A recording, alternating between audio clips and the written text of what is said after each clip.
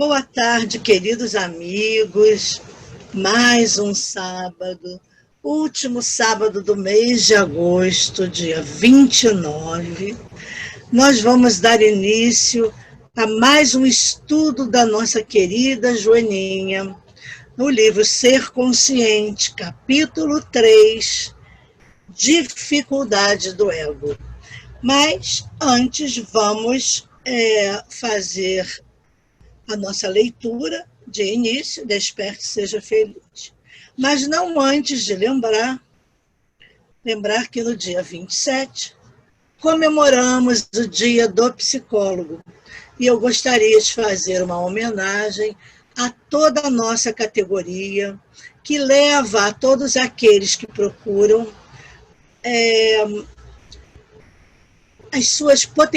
tirar as suas potencialidades e as pessoas descobrirem aquilo que elas são capazes. Então, a todos os colegas psicólogos, um beijo, um grande abraço e muito sucesso, cada um em sua profissão, que ser psicólogo é a melhor profissão do mundo. E a Joana de Ângeles é a maior psicóloga de todas, então ela tem que ser homenageada, né? Parabéns a Joana de Ângeles. Hoje, o nosso capítulo de Desperte e Seja Feliz é o capítulo 12, a advertência de amor. Joana nos diz que, inegavelmente, as dores se avolumam na terra ameaçadoras. As guerras não silenciam os seus canhões, nem diminuem a crueldade das suas batalhas. Repetem-se os genocídios que pareciam extintos e os dramas individuais, tanto individuais como coletivos. Aparvalham mesmo as pessoas que se consideram frias e indiferentes. Sucede que o sofrimento a todos alcança sem exceção, convidando ao burilamento e à vitória sobre as imperfeições morais. Tudo isso, porém, foi amorosamente anunciado por Jesus, que não ignorava o primitivismo da criatura humana nela, predominando por largo período. Agora, cumpre, ao se confirmarem as suas profecias, seja encetada uma revisão de conceitos morais e de comportamentos que modifiquem as estruturas carcomidas do passado e reconstruam o indivíduo e a sociedade. Nesse cometimento, o esforço pessoal é indispensável, auxiliado pelo combustível da oração, que eleva o ser e vincula-o a Deus, de quem procede todo bem. A Joana termina dizendo para que nós possamos orar mais um pouco, vigia mais, advertido quanto ao rolo compressor que avança inexorável, esmagando os distraídos. Os tempos, por fim, chegaram. Mas recorda-te que Jesus está conosco. Apesar de ser tão atual, isso que a Joana está nos falando,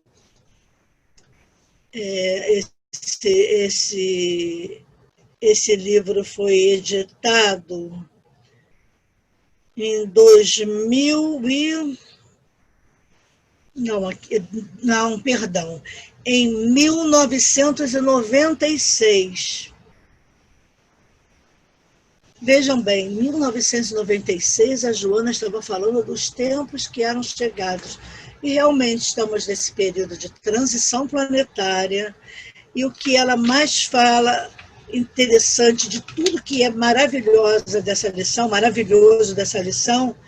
é ela dizer que os tempos por fim chegaram, mas para que nós nos recordemos de Jesus que está conosco. Então, meus queridos amigos, irmãos, companheiros de luta, não desanimemos em nenhum momento. Por pior que seja o inimigo, temos a certeza de que Jesus está conosco em todos os momentos. Por fim, temos que realmente agradecer por essa doutrina de amor que nos desperta, pedindo nesse momento a Deus, o nosso Pai, de infinito amor e misericórdia, a Jesus, o nosso irmão maior na espiritualidade, Francisco de Assis, o mentor da casa, com toda a sua falange de franciscanos, sempre atentas, sempre vigilantes, e a nossa querida, amada irmã Joana de Ângeles, mentora de todos os trabalhos que levam o seu nome, de todos os grupos no Brasil que estudam as suas obras.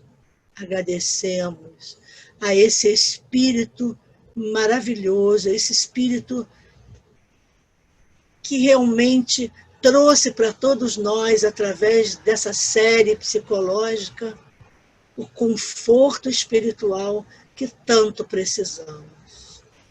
E assim, vamos dar início ao nosso estudo da tarde de hoje, agradecendo a Deus agora e sempre. Bom, então vamos lá, que nós vamos falar um pouquinho das dificuldades do ego. É uma lição interessante, porque a Joana vai nos revelar algumas coisas sobre o ego, que ela diz que é uma característica iniludível da imaturidade psicológica do indivíduo, é a sua preocupação em projetar o próprio ego. Justamente, quando projetamos demais o nosso ego, que é essa instância denominada por Freud e também falada por Jung, intermediária entre o superego e o id, nós vamos voltando de novo, a lição mais passada, sobre a imaturidade psicológica. É essa imaturidade que faz com que muitas vezes nos deixemos guiar apenas pelo ego. Porque ela diz o seguinte, que atormentado pela ausência de valores pessoais, quão inseguro no comportamento, apega-se às atitudes afligentes da autopromoção, passando a viver contínua inquietação, porque sempre insatisfeitos. E essas atitudes afligentes são aquilo que a gente fala do modismo, das práticas exóticas, do desânimo. Então, essas atitudes afligentes levam a todos nós a vivermos inquietações, inseguranças. Isso atormenta o ser humano quando ele realmente busca por valores passageiros, ilusórios da materialidade. Que o sofrimento é inevitável, considerando os grandes problemas que aturdem os seres nas várias expressões em que se exteriorizam. Ele falou exatamente o que a doutrina dos espíritos nos fala, através de Kardec e dos espíritos amigos, Emanuel, a própria Joana, André Luiz, que quando nos atormentamos por esses valores pessoais, através da nossa imaturidade psicológica, claro que o sofrimento, com certeza, será inevitável. O que é a Terra? O que todos nós estamos sofrendo agora? A maioria que está em isolamento social, sem poder sair, agora até saindo mais, porque as pessoas não entendem que essa liberação não é para se amontoar, deixar de usar máscara, ficar todo mundo socado dentro do shopping. Não. A gente tem que continuar mantendo o distanciamento, usando máscara, o álcool gel, mantendo toda a higiene física e mental, para que esse vírus, que é um grande inimigo invisível, não nos alcance. Pelo menos fazemos a nossa parte de responsabilidade, além de não contrairmos a doença, também não transmitir. E isso aí, quando não é levado em consideração, o que acontece? Um sofrimento inevitável, que é a própria doença em si.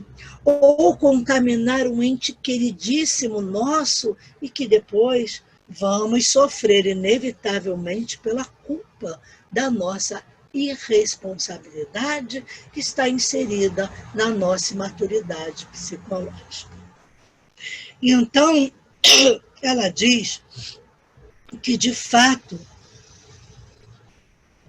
a transitoriedade da vida física, quer dizer, é rápida, não é? Uma passagem transitória, porque a verdadeira vida é a vida espiritual. Então, essa transitoriedade responde pela morte rápida da ilusão e pela destruição de seus castelos, produzindo lamentáveis estados emocionais naqueles que lhes agarram com todas as veras. Logo, se percebem de mãos vazias, sem qualquer base em que apoiem e firmem as aspirações que acalentam. E aí, se nós tivéssemos consciência dessa transitoriedade física e da morte rápida da ilusão, poderíamos nos questionar quem somos nós, o que fazemos aqui, quem sou eu, qual a minha tarefa. Então, nós vamos pensar o quê? Que quando nós nos agarramos a castelos de areia, vem a onda, bate, né, e destrói tudo, e a gente, sem qualquer base para nos apoiar, perdemos, através da ilusão, aquilo que achávamos que tínhamos. Interessante isso, porque a gente lembra de Jesus, na parábola do semeador, né? Então, a gente tem que tratar de semearmos na terra firme a semente do amor, a semente da nossa verdadeira vida, que é a verdadeira vida é a espiritual. Então, se plantarmos na areia, na terra firme, vai florescer. Agora, se fizermos castelos na areia, se for na pedra, vem o vento e derruba. Então, nós temos que entender que a Joana está nos lembrando aqui de uma coisa muito importante, da transitoriedade da vida física. E ela diz mais que as diversas enfermidades e as variadas frustrações que se radicam no ego têm porém uma historiografia muito larga, transcendendo a existência atual, remontando ao passado espiritual,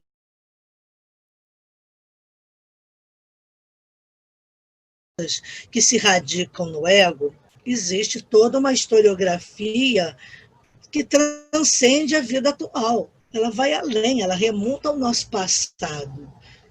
Não somos uma tábula rasa.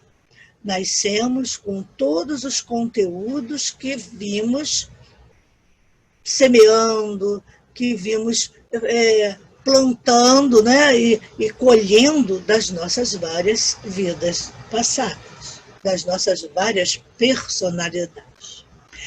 Então, muitas vezes, na grande maioria, já trazemos íncitos, já trazemos os núcleos das enfermidades, ou até a própria enfermidade já desde que nascemos, ou elas chegam depois de uma certa idade. Porque tudo vai depender do nosso propósito, do nosso comportamento. Mas quando a enfermidade já nasce conosco, já vem com o nenenzinho, né? O bebezinho que já precisa fazer uma cirurgia cardíaca, e cirurgias hoje dentro da barriga da própria mãe, vejam bem o comprometimento já desse espírito, que traz o seu passado espiritual, essa carga das vidas passadas do qual ele se comprometeu. Então, as diversas enfermidades que estão dentro de nós como núcleos ainda, para desabrochar ou não, vai depender da nossa maturidade psicológica que vamos adquirindo e do nosso comportamento, dos nossos pensamentos. Por quê? Porque não é transitória a vida física. O que a gente veio fazer aqui? Qual é o objetivo das nossas reencarnações? Então, ela diz que se nós não conhecemos a gênese das mesmas, quer dizer, a origem das nossas doenças, de tudo aquilo que a gente tem hoje de sintomas ou doenças do passado, ou que adquirimos aqui mesmo, o indivíduo centraliza nas necessidades de afirmação da personalidade os seus anseios, derrapando nas valas da projeção indébita do ego.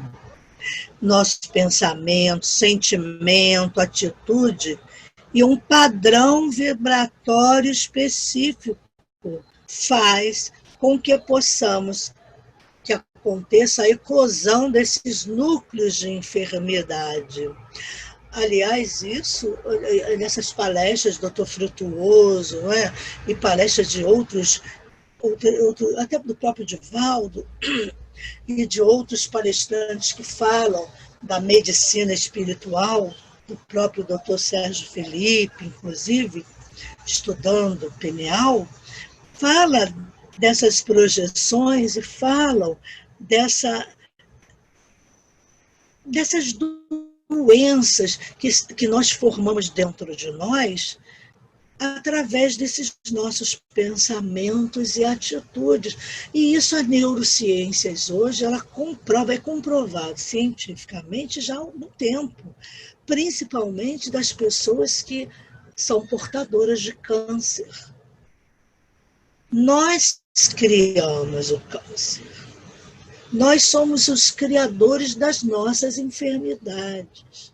Então, no momento em que trabalhamos o nosso pensamento, os nossos sentimentos e atitudes, e mudamos o nosso padrão vibratório, formamos dentro de nós um escudo protetor contra todas essas mazelas que se encontram dentro de nós e que nós, aqui reencarnados, precisamos trabalhar pelo nosso desenvolvimento moral e espiritual.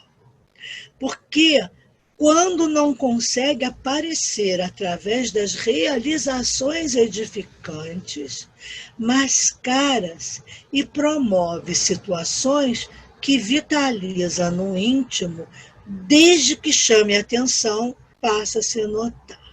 Então, é a pessoa, são os homens aparência, como ela diz lá no Homem Integral, né? São os homens aparência, que procuram através do ter, ser. E quando nós sabemos que Joana nos chama a atenção, pelo ser, não o ter.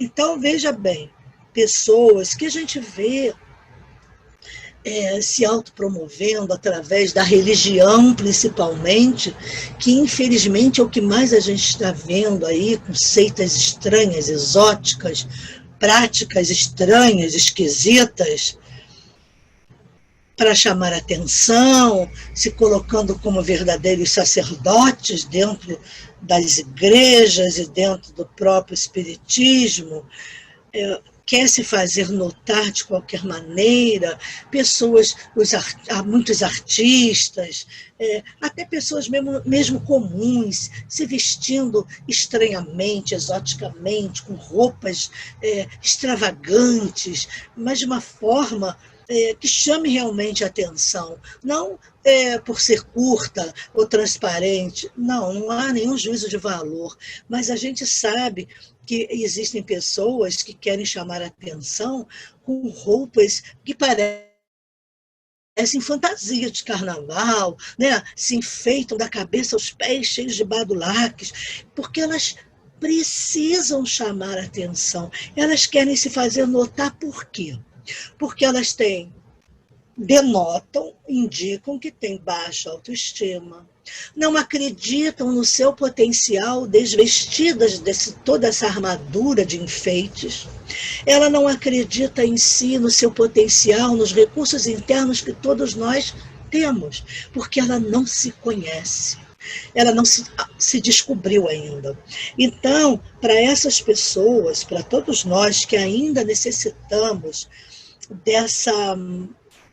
desse reforço do ego, de ter um ego inflado, de exaltarmos o ego, nós caímos numa grande cilada espiritual, que é o fracasso da reencarnação, por justamente forçarmos, insistirmos e mantermos esse padrão de vibratoriedade baixa, de negativas, de pensamentos apenas das coisas daqui, de coisas pequenas, de mesquinharias. Então, em alguns casos, vitimado por conflitos rudes, elabora estados narcisistas e afoga-se na contemplação da própria imagem em permanente estado de alienação do mundo e do mundo real e das pessoas que nos cercam. Ela usou aqui espetacularmente, na mitologia grega, a história de Narciso. Narciso desprezou o amor da ninfa Eco. Quem saber, ele era vaidoso, não é? Então, ele foi condenado a apaixonar-se por sua própria imagem. Espelhado na água, um dia, quando ele olhou, nossa, ele se apaixonou de uma tal forma por si mesmo. E esse amor impossível levou Narciso à morte afogado em seu próprio reflexo. Então, veja o que ela diz aqui, que espetáculo. Vitimado por conflitos rudes, elabora estados narcisistas e afoga-se na contemplação da própria imagem. Né? Lembrando e que no lugar de Narciso, né, a mitologia fala que nasceu aquela flor chamada Narciso. Vem daí o nome da flor, que parece que nasce na água, né, alguma coisa assim. Então, existem pessoas que têm realmente um transtorno de personalidade narcisista. Aquelas pessoas que só amam a si mesmas. A gente lembra de uma música que houve há muito tempo, que é Eu Me Amo, eu me adoro, eu não consigo viver sem mim, é o próprio Narciso. E nós nos afogamos nessa contemplação de olharmos só para o nosso umbigo, o egoísmo, o egocentrismo. Então, nós realmente nos afogamos nessa contemplação, porque nós ficamos num estado permanente, muitas vezes até por séculos, em estado de alienação do mundo real, aqui do mundo real, mas a pessoa que é narcisista, esse espírito desencarna com esse narcisismo acirrado e vai ficar ainda ali se amando, fixado naquela ideia de ser uma pessoa maravilhosa, espetacular, que se valoriza ao extremo. Geralmente, pessoas assim, patologicamente, se sentem inferiorizadas. E ocultando seus dramas interiores, partem para o exibicionismo. E como um mecanismo de fuga, sustentando-se em falsos pedestais que desmoronam e produzem danos psicológicos irreparáveis. Quer dizer, a dificuldade que temos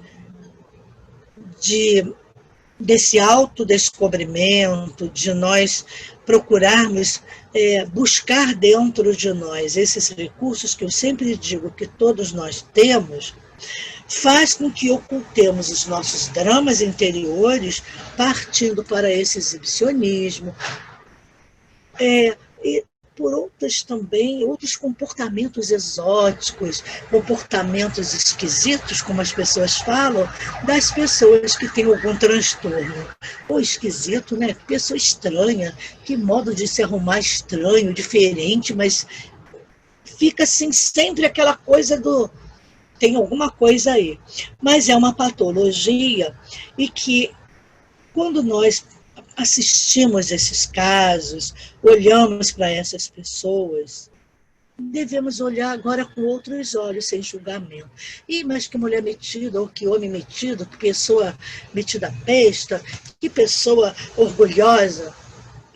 Vamos orar por essa pessoa que tem um drama qualquer ali, uma dor imensa, que ela precisa de um escudo para ela se proteger dela mesma, da dor. Então ela se exibe, ela quer aparecer, ela quer se fazer notar para ela acreditar, para que ela possa acreditar que ela realmente é o máximo.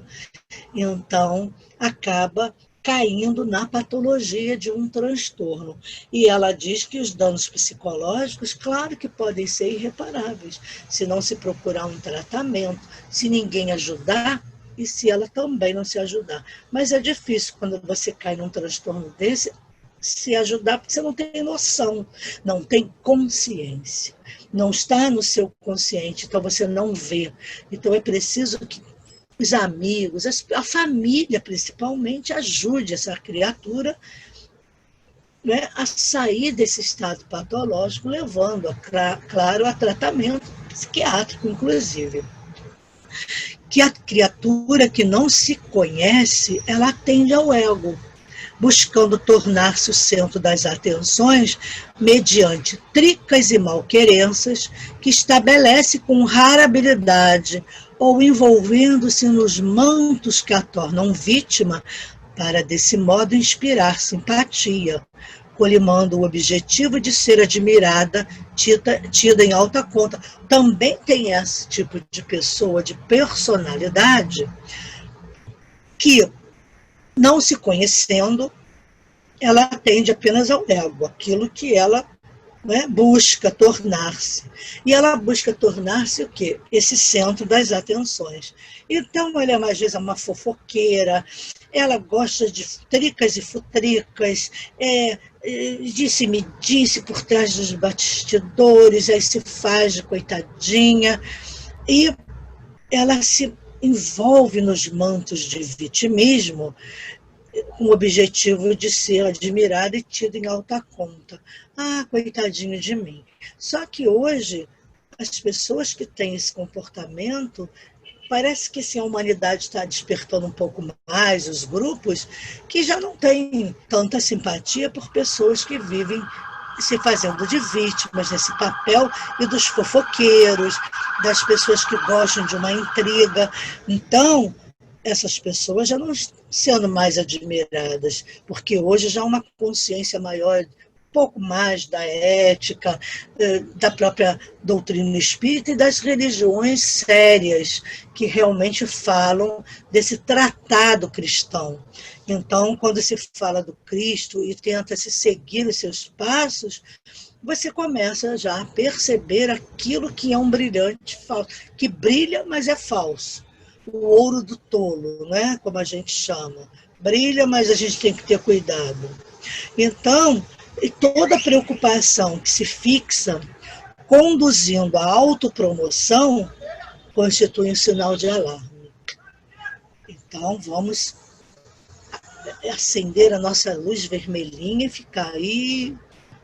Tem uma coisa errada aí com fulano, cicrano, denunciando manifestação dominadora do ego em desequilíbrio que logo gerará o quê? Problemas. Então, a gente vê, às vezes, né, notícias de artistas famosos, de pessoas, de palestrantes famosos, de pessoas assim que você achava que a vida era um mar de brigadeiro. Né? Nem de rosas, de brigadeiro, de aquele chocolate gostoso. E aí, quando você vê a criatura desequilibrada, levando com esse comportamento ao desequilíbrio, a gente precisa pensar que, quando Joana fala que o autoconhecimento é o que nos traz a consciência de nós mesmos e faz com que a gente possa perceber que o nosso ego está inflado, que o nosso ego quer dominar, aí a gente precisa realmente de um tratamento. Porque ela diz que a conscientização da transitoriedade da existência física conduz o ser ao cooperativismo e à natural humildade, tendo em vista as realizações que devem permanecer após seu desaparecimento orgânico, quer dizer, após o desencarne, após o desenlace, após a morte, como queiram chamar. Então, ela fala aqui dessa questão dos... Então, a gente vê, voltando a essa questão, como pode aquela artista maravilhosa morreu, de repente vem a notícia, morreu de overdose, com a voz canora de um rouxinol. Um artista, um palestrante que, nossa, tinha falas maravilhosas e se suicida. Então, nós temos que pensar nisso com muita preocupação, no desequilíbrio das pessoas que até vestem essas roupas de sacerdotes e de artistas, mas é apenas figuração, é apenas um teatro que elas estão representando. Agora, por outro lado, como ela fala, o autodescobrimento amadurece, nos amadurece, nos faculta compreender a necessidade ao crescimento interior, à plenitude.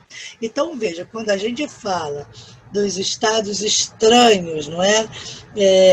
Do exibicionismo, ela fala aqui compreender a necessidade da discrição, que induz ao crescimento interior e à plenitude. Tornarmos-nos anônimos para quem tem o ego inflado é muito doloroso e complicado. Por quê? Como pode, não é? Eu, com tantos potenciais, eu me achando o máximo, eu vou ficar discretamente crescendo, procurando me elevar, sem que ninguém perceba, sem que ninguém note. Isso é um sofrimento para aquele que tem um ego maior do que ele mesmo. Então, quando ela diz que através do autodescobrimento, amadurecemos psicologicamente. E aí sentimos essa necessidade de um isolamento, não de solidão, mas de uma solidão benéfica, de estar sozinho, meditar, mesmo sendo amigável com a família, com os amigos, mas sentir essa necessidade de recolhimento. Aí a gente vem para os dias de hoje, para essa pandemia, que trouxe obrigatoriamente esse recolhimento de pessoas, na grande maioria, de estarem procurando psicólogos e psiquiatras por não estarem suportando estarem consigo mesmos, olhando para si mesma porque não conseguem entender porque não suportam a sua própria companhia e que têm que conviver com o grupo familiar que às vezes está no mesmo nível, ninguém suportando ninguém porque ninguém está se suportando. E aí vem muitas vezes as tragédias, porque nós estamos sabendo que está existindo um alto nível de feminicídio, do abuso sexual, da violência contra a criança. Vejam bem, eu estava até conversando com uma outra profissional, trocando miúdos, e nós estávamos refletindo sobre isso e falando da necessidade do esclarecimento da saúde mental, porque como nós somos doentes ainda, e eu vejo mesmo esse recolhimento como uma grande oportunidade que Deus está nos proporcionando desse autodescobrimento, de sabermos quem somos nós, qual o nosso propósito, dar um significado às nossas vidas, porque uma vida sem significado nos leva a lugar algum, ou a qualquer lugar. E quem não sabe para onde ir, qualquer lugar serve, não é isso que está lá na Alice, né, do País das Maravilhas? Isso é uma grande lição e é uma verdade. Então, toda vez que alguém se promove, chama atenção, mas não se realiza, ela, pelo contrário, ela agrada o ego, fica inquieta, observando os competidores eventuais, pois que em todas as pessoas ela só vê inimigos, em face do próprio desequilíbrio, assim engendrando novas técnicas para não ficar em segundo plano, não passar ao esquecimento. É aquele que olha para o vizinho, comprou um carro novo, eu também tenho que comprar um melhor. Ele está pensando que vai me barrar, que vai me passar. Nossa, aquela bolsa, aquele sapato, aquela roupa, eu vou comprar uma ainda melhor, eu também vou comprar. Por quê? Ela vai engendrando novas técnicas para não ficar porque ela se sente em segundo plano, se vê alguém e vê como concorrente, a pessoa não está nem aí para ela.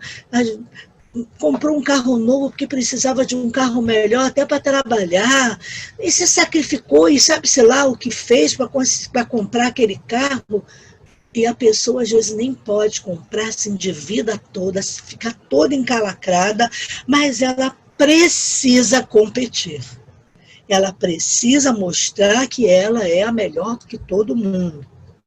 Então é o famoso invejoso, não é? Aquele que tudo que os outros têm, ele quer melhor. E ele vê inimigos em toda parte, porque todo mundo que tem uma ascensão social melhor do que a dele, e tem como se vestir melhor, ou ter um carro melhor, nossa, vira inimigo mortal, porque ele acha que está fazendo isso de propósito. A pessoa tem um ego tão grande porque ela acha que todo mundo está se importando com ela, que quando ela sai, só por ela existir, já é motivo para ser notada.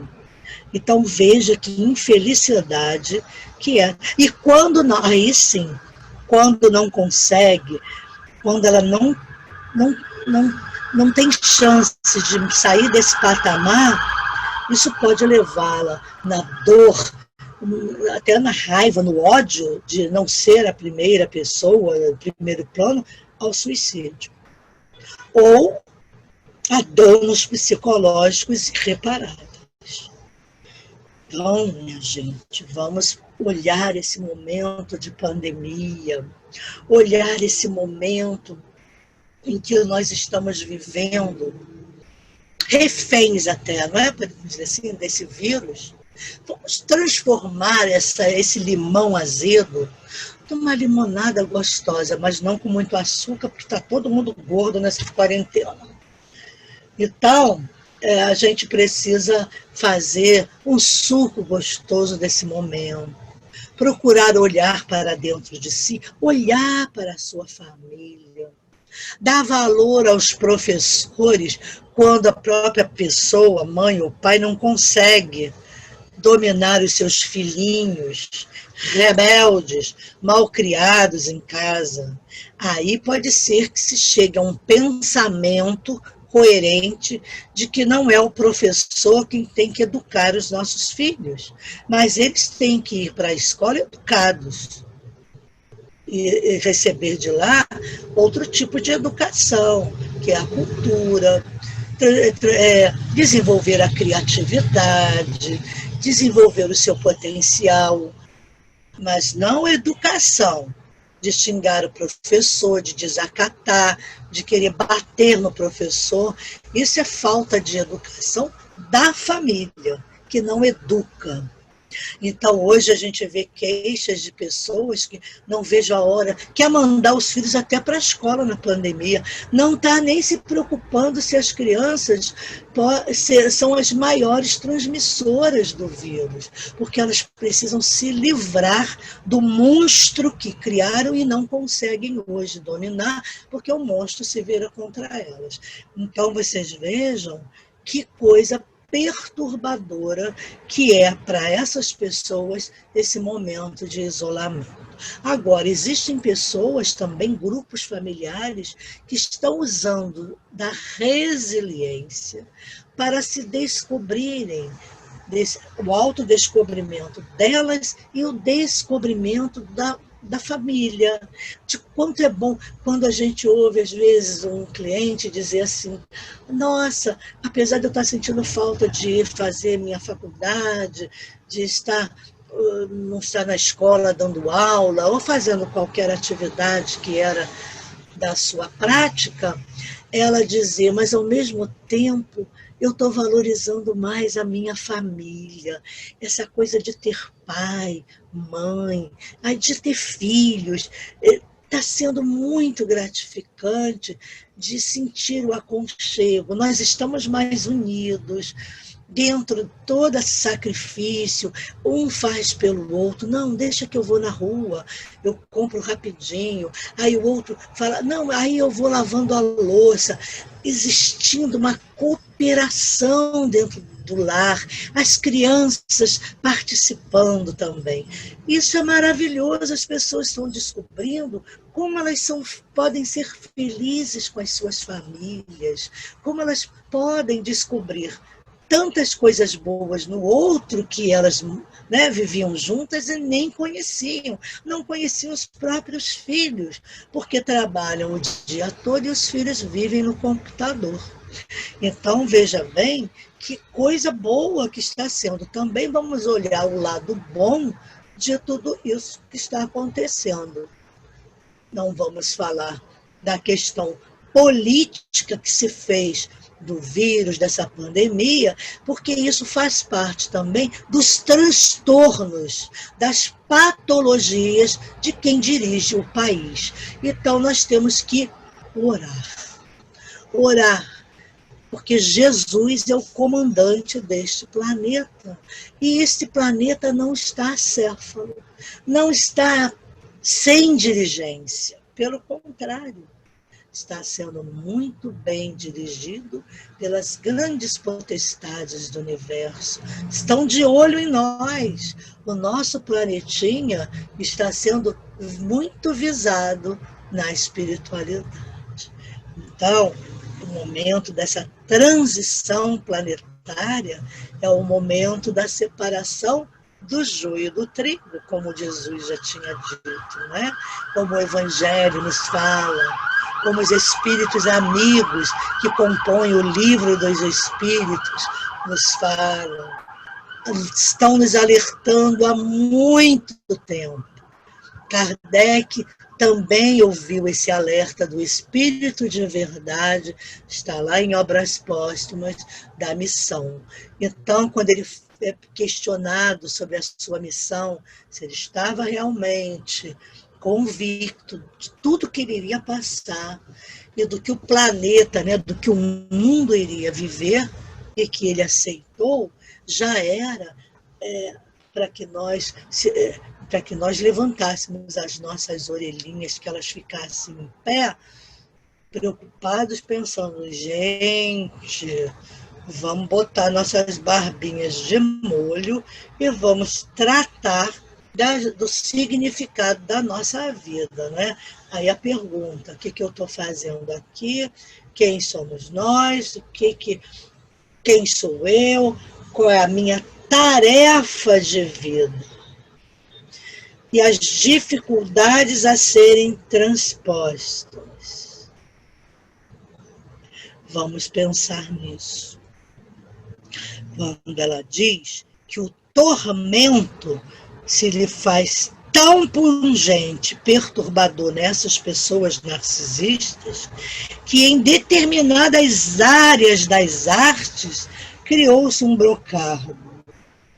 Que se fale mal de mim, mas que se fale. Aí eu volto a lembrar de uma música, também até da Jovem Guarda, que eu acho que era do Erasmo, que a gente, da época da Jovem Guarda, eu acho uma época espetacular. Mas a gente fala, falem mal, mas falem de mim, não é? Tinha uma música assim. Gente, e a gente cantava isso, e o adolescente é muito egóico, é muito narcisista, e claro que todos nós passamos por essas fases, mas é saudável passar, não ficar. Então, passei também por essa fase, dizia, pode falar de mim, quero mais é que fale mesmo, pelo menos assim, aí como eu sou importante você falar de mim, quer dizer, eu perco meu tempo falando do outro, gente, me preocupando com a vida do outro, quando nós deveríamos deixar que cada um viva a sua vida e nos preocupemos com a nossa, porque o nosso rabo é muito comprido. Nossa cauda não é de luz, ainda é um peso terrível das coisas que a gente vem carregando, uma corrente pesada que a gente vem carregando. Vamos largar essas correntes e nos preocuparmos com as nossas vidas, com a vida da humanidade no sentido da felicidade, de buscarmos uma forma de bem viver, não de ficarmos tomando conta da vida do outro, porque assim nós perdemos essa grande oportunidade de estarmos aqui. Porque dizem lá alguns espíritos por aí, eu vi umas fofocas espirituais, que a fila é gigantesca para reencarnar. Tem espírito aí aceitando nascer até no meio da rua, aí reencarnando aí por uma rápida transa de alguém, de uma relação sexual acásica, só para nascer. Porque faz parte do fenômeno, né? O óvulo e o espermatozoide vai nascer alguma coisa. E em gente só pode nascer gente. Então está todo mundo querendo uma oportunidade para pegar a carona para voltar. Porque com o advento da pílula, não é? Das mulheres também buscarem o seu lugar no mundo, até então não tinha nem alma, a mulher também se perde, nós mulheres acabamos nos perdendo, que não querendo filhos, não querendo compromisso com ninguém, com nada, porque só nos preocupamos com o nosso ego. Também é o exagero, né? Aí a gente cai no outro extremo. Então, a gente precisa termos conscientemente que isso, essa fala, fale mal, mas fale de mim, é a evidência que preenche a pessoa, mesmo quando é negativa. Gente, quando a gente questiona o professor, que faz questão de ter a fama de tenebroso, de terrível. Quantas vezes na escola ou na faculdade, isso é muito comum, de quando a gente está num período e o professor desse período é o mesmo do outro, alunos do outro virem dizer: ih, minha filha, cuidado com essa mulher. É assim até que se refere, aí, cuidado com essa mulher, aí, cuidado com esse homem. É uma peste dos infernos. Então, gosta de prejudicar, as provas são pegadinhas, se orgulha de reprovar e não dá um milímetro de nota, não arredonda de jeito nenhum, só se for para baixo. Para cima, não conte com um décimo desse professor. E eu vivenciei isso, tive que me superar, estudar até de manhã, para estudar apavorada, com medo da fama daquela peste, né, daquele professor que se autoengrandecia por ser um mal, por ser tenebroso. Só pode ser uma patologia da sua inferioridade, porque na maioria das vezes são péssimos professores, não têm didática, fazem com que a gente deteste a matéria, e muitas vezes a matéria é ótima, mas vejam bem, a maioria de nós não gosta de matemática, outros de português. A culpa, com certeza, é de um trauma de professor ruim, que era tão apavorante que você toma a matéria também como apavorante. Então, vejam o quanto de patologia tem nessas pessoas que gostam de ser até, já que não podem ser amadas, que eu seja odiado e temido. A gente vê isso até na casa espírita, nas religiões, na igreja, nos templos, pessoas que são umas pestes, e nem parece que são cristãs.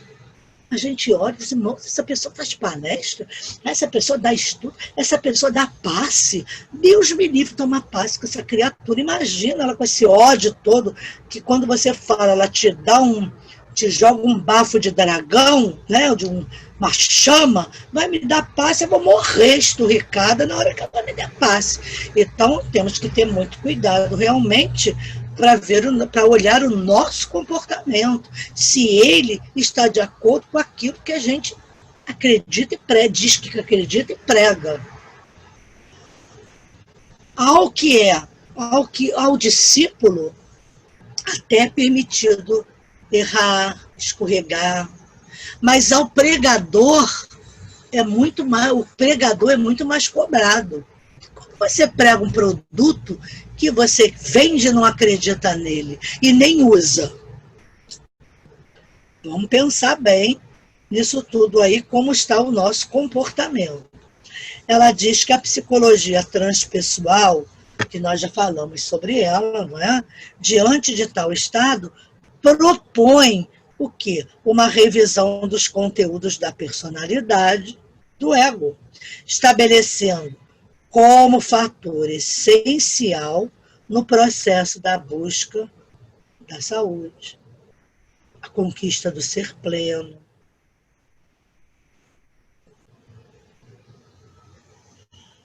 realizador, identificando-se preexistente ao corpo e a ele sobrevivente, sem o que a vida se lhe torna realmente um sofrimento inevitável.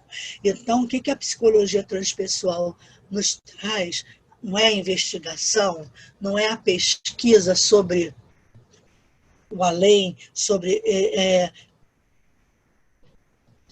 como ela diz aqui, a preexistência da alma, que existe, não somos só corpo e mente.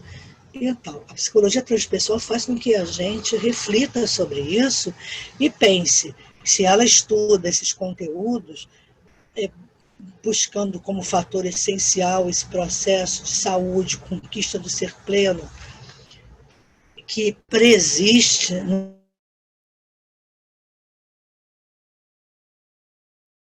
Olha que avanço na psicologia nos trazer isso, porque como a psicologia transpessoal ela é aceita na academia,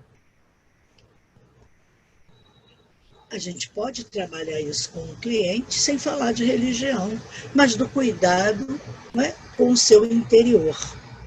Então, ela diz também que nas faixas da evolução mais densa em que estagiamos, e que estagia a grande mole humana, o sofrimento campeia por ser uma forma de malho e de bigorna que trabalham o indivíduo nele, esculpindo o anjo e arrancando-lhe o demônio do primitivismo aí predominante.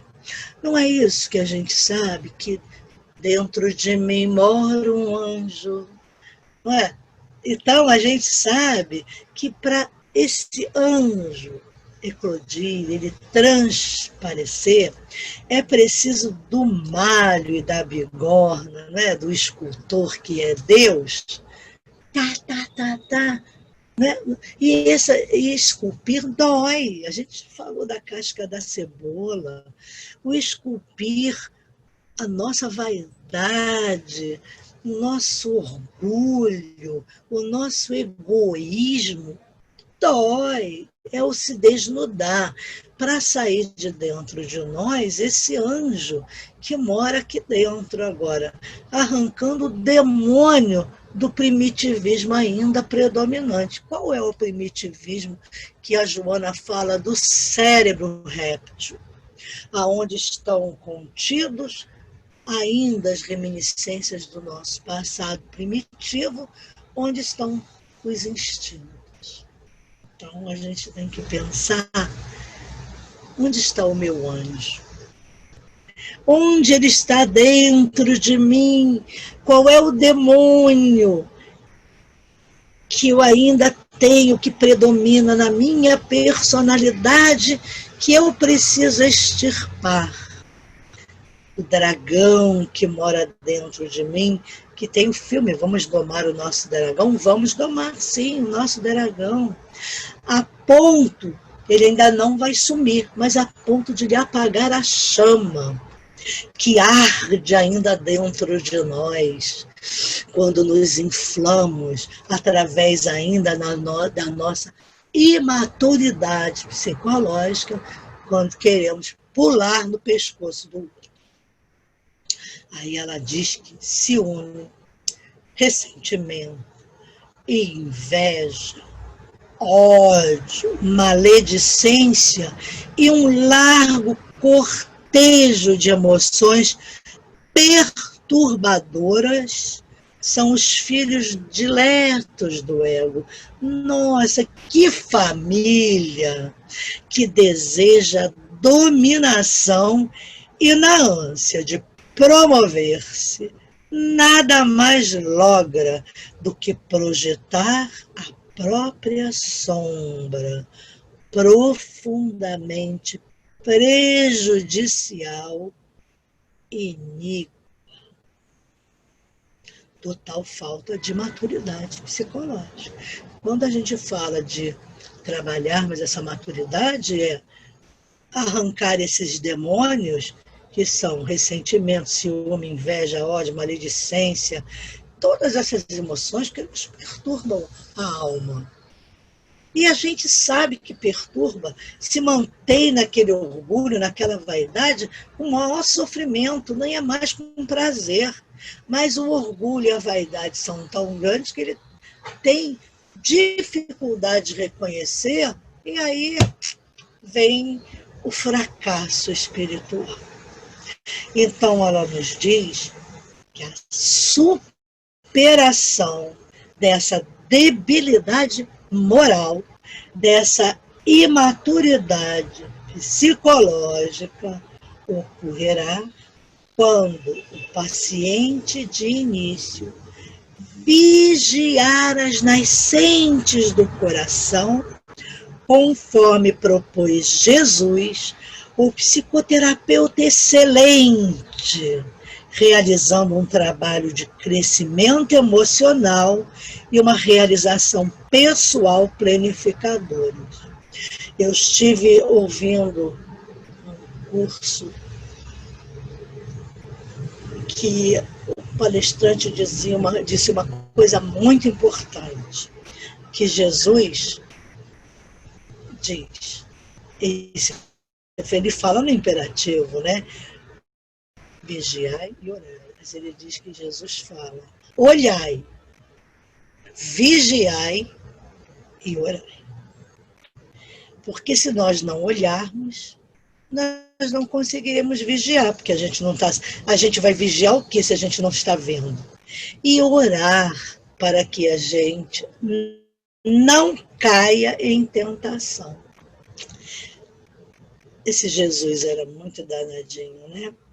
A gente tem que amar esse nosso mestre querido, colocá-lo em primeiro lugar em nossas vidas, porque ele é o nosso grande médico das almas. Então ela diz, finalizando, que qualquer escamoteamento da situação mórbida, quer dizer, doentia, constitui risco para o comportamento em face dos perigos pelos problemas do ego dominador. E as pessoas que são dominadas pelo ego têm uma grande dificuldade. Eu digo que o ego é o nosso fascinador. Kardec não fala no livro dos médiuns das obsessões, não é? Então ele fala das obsessões, fala da fascinação. E a gente sabe que a obsessão por fascinação é uma das mais difíceis de serem tratadas, porque é a certeza do psicótico. Ele tem certeza daquilo que ele acha que é. E tirar a certeza de um fascinado é igual de um psicótico. Você, muitas vezes, é impossível. Ou então, de uma dificuldade, porque quando que o fascinado vai reconhecer que ele está obsidiado por uma fascinação? Então, ela está falando aqui exatamente isso. O ego é um grande fascinador. Ele é um sedutor perigoso e que arma para nós ciladas quando nós nos pegamos com esses sentimentos demoníacos, porque são primitivos, que ainda predominam em todos nós. Uns mais, outros menos. Não é todo mundo que é ciumento, ressentido, invejoso, odiento, maledicente. Nem sei como vai limpar isso tudo, vai demorar milênios, porque, nossa, né? Agora, pode ter ciúme, outro pode ser um ressentido, outro pode ser um invejoso, maledicente, porque nós já estamos, acredito eu, né, burilando esse primitivismo, e às vezes a gente já ainda tem esses núcleos, mas não são predominantes. A gente logo luta contra eles, lutamos às vezes contra um ciúme, contra uma raiva, porque esses sentimentos, Joana nos fala em outro livro, que são naturais de sentirmos raiva, tudo isso. Tudo bem. Mas não podemos deixar que... E aí temos que, quando identificamos, temos que trabalhar isso. Agora, o que não podemos é ficar, é que eles permaneçam e façam moradia dentro de nós. Aí é que está o nosso grande erro. Porque o sentimento a gente não pode evitar ainda. Se sentimos raiva, dá uma vontade de dar uma apertada no pescoço de um monte de político, de professores... mas de alguns professores, daqueles que eu falei que gostam de ter fama de mal. Aí que a gente faz? A gente precisa não deixar, necessitamos que a gente espante esses pensamentos. Podemos até deixar que os pássaros pousem em nossas cabecinhas, né? Não podemos deixar e permitir que façam ninhos. A mesma coisa, não podemos deixar que o ego predomine, nos domine. Por quê? Porque aí precisamos de trabalhar esse ego. Para quê? Para que o self possa eclodir, para que o self predomine, que é o espírito. Inclusive, eu tive uma professora que era lacaniana, numa pós de terapia familiar, e ela falou uma coisa: eu não sou psicanalista, nem sou chegada ao Lacan, que era um discípulo fiel de Freud. Ela dizia que nós precisávamos furar o ego para que ele se transformasse numa peneira, que ele jamais inflaria outra vez.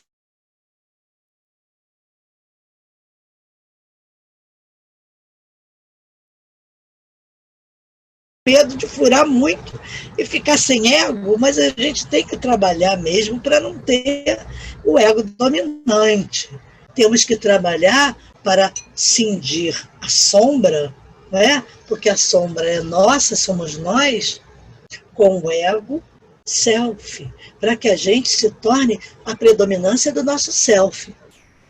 E a gente trabalhar essa sombra até um dia ela desaparecer. Self puro,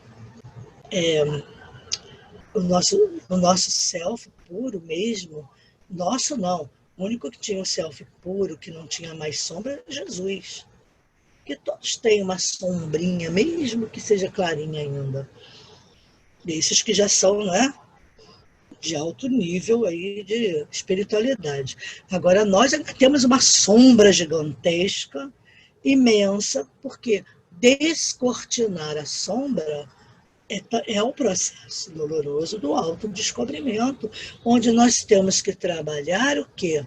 Arrancar esses demônios que estão lá na sombra, que ainda predominam em nós. Quando a gente pensa, quando a gente ainda sente inveja, ciúme, tem ressentimento, ódio, maledicência, é ainda a sombra que está projetando no ego a sua inferioridade, o seu demônio. E aí a gente tem que ter muito cuidado com isso. Bem, semana que vem nós vamos encerrar o capítulo 3, que vamos falar de neurose. Todos nós somos neuróticos, tá? E vamos entrar no capítulo 4, que são os fatores de desintegração da personalidade, onde vamos trabalhar a autocompaixão, queixas e comportamentos exóticos. Aí a gente vai voltar lá para o Narciso, né?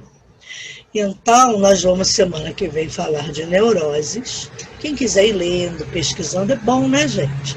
Vamos pesquisar, vamos tentar entender, porque, olha, o que eu tenho aprendido nessa questão de métodos de aprendizagem, né, da pedagogia, é que tudo que a gente fala é com a nossa visão, com a nossa percepção. Outra pessoa que leia a mesma coisa vai dar um sentido diferente de mim. Então, o que é bom? Que cada um leia e tire de si mesmo, porque tem potencial para isso, suas próprias percepções. E quando o outro estiver falando sobre aquele assunto, pode complementar ou ele pode não aceitar, não concordar com a percepção da pessoa que está passando a lição. Por quê? Porque a minha percepção é uma, a sua é outra. A única verdadeira é do autor, a verdadeira dele, da Joana, porque é ela quem está dizendo.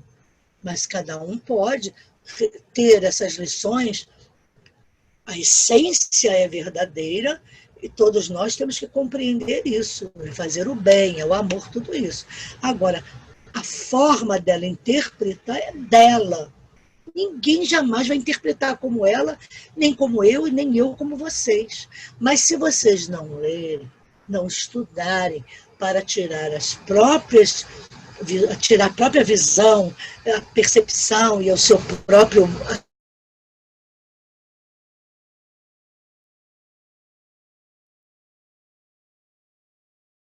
percepção de todos, eu sempre tiro das lições que eu ouço, das palestras, eu tiro as minhas conclusões, eu releio o assunto, eu digo, o que o fulano falou tem muito a ver, mas também tem isso, tem aquilo, porque ele não comentou, é claro que ele pode até ter também, mas não dá para falar tudo. Então, ele pode ter essa visão, com certeza, mas ele falou aquilo que ele achava que devia falar dentro daquele contexto.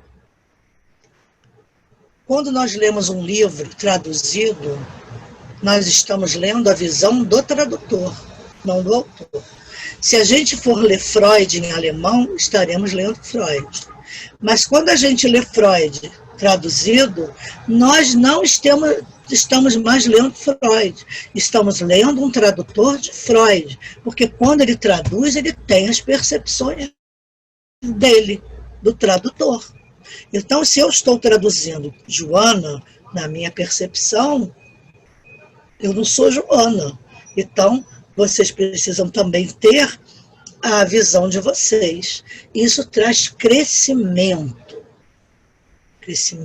mental, espiritual, intelectual. É preciso que a gente cresça. A Joana diz que ela não iria descer um décimo da plataforma onde ela se encontra, cultural, e iria continuar passando lições nesse nível para cima. Por quê? Porque ela quer que a gente aprenda a ter a nossa compreensão para chegar até ela. Então, vamos realmente ler e compreender com as nossas percepções, anotando coisas, observações e tirando as conclusões de vocês. Então, nós vamos agora pensar numa forma gostosa de dar uma relaxada no momento, nesse momento final, onde nós precisamos trabalhar a nossa mente um pouquinho, colocar uma musiquinha de relaxamento.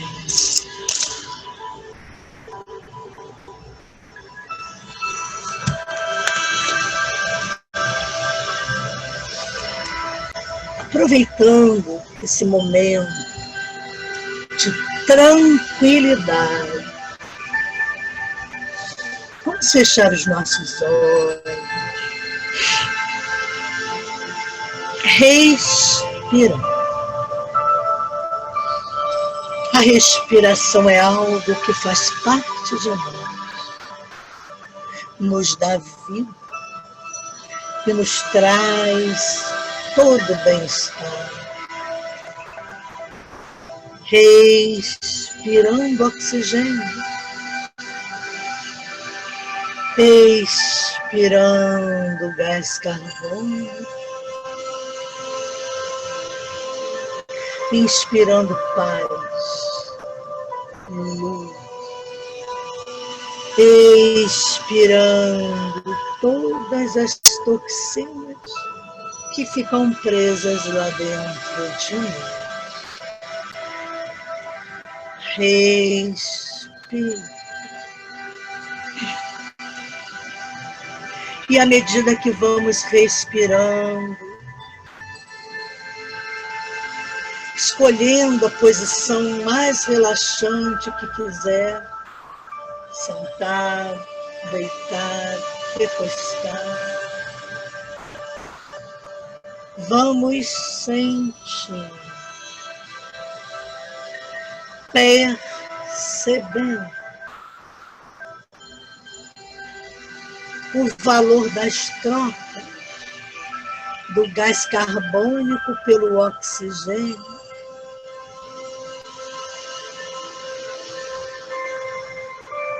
que alimenta as nossas células,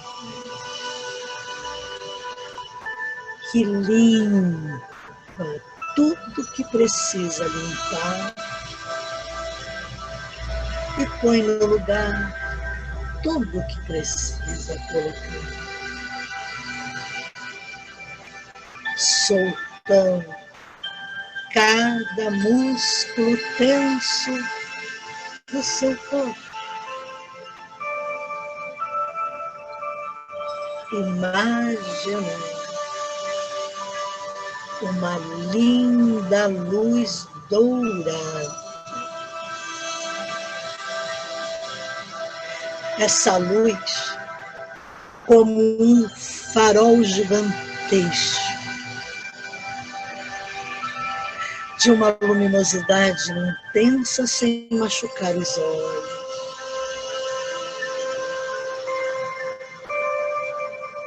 De uma temperatura amena, gostosa. Imaginemos essa luz como um grande farol que ilumina desde o ambiente de nossos lares, limpando, eliminando todos os miasmas deletérios, todas as doenças, as enfermidades crônicas. Limpa cada cantinho. E vamos levar esse brilho, esse farol de luz. Vamos focar em todo o entorno dos nossos lares. Ele vai rodando e vai limpando todo o ambiente hostil. O ambiente vai se tornando límpido, leve. Vamos aumentar mais essa luz, como se o farol fosse crescendo. E ao rodar, vagarosamente, no alto de um grande rochedo, ele vai iluminar todo o planeta. Imaginem essa luz desse farol de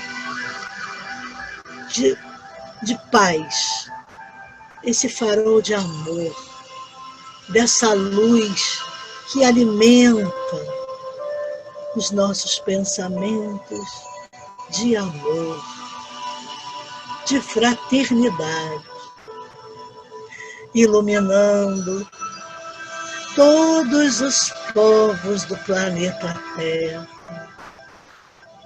iluminando o nosso planeta azul, limpando e levando através da sua luz como uma ponte todos esses irmãos desencarnados e que estão desencarnando agora em situações aflitivas,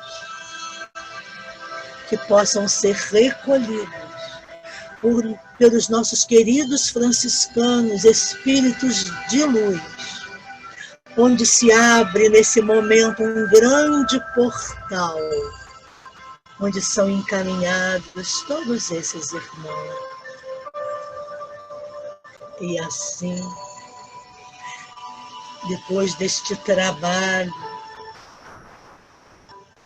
de iluminação universal do nosso planeta, vamos deixar que essa luz nos ilumine, permanecendo dentro de nós, nos trazendo toda paz, toda tranquilidade, para que possamos nos tornar criaturas melhores do que somos.